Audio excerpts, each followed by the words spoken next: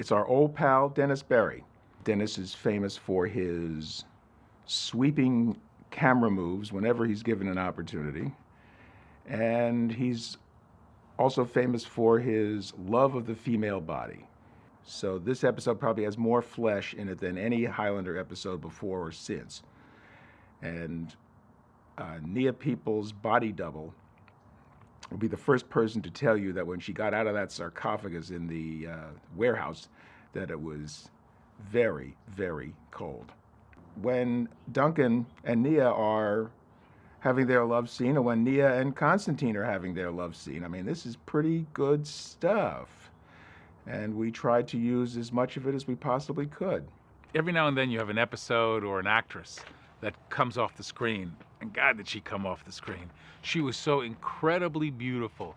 And you know that she's beautiful is that when she was playing her scene with Adrian and their lovemaking scene, people would pass by the door as you were watching dailies and peek in and come and watch half an hour of dailies just to watch the two of them, because they were so incredibly beautiful and so incredibly sexy together.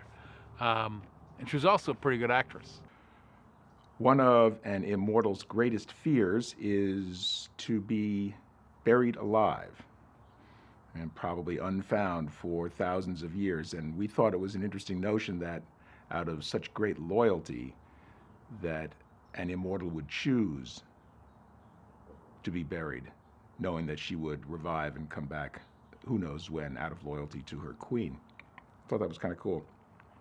The sets were all kind of small, but it's amazing what a set designer can do when they've got just the right few props, the right few touches, some gauze, some fabric, and suddenly you're transported into another world.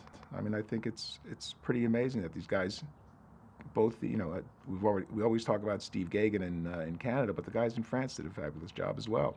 These were the oldest two immortals, Constantine and Nefertiti, that we had since Darius and until we got to Mythos. In fact, Constantine was our first attempt to replace a Darius-like character for MacLeod to have somebody to talk with who was older and more experienced than he was. And as things happen in television, that didn't exactly work out, but then that's why we got Peter Wingfield to play Mythos.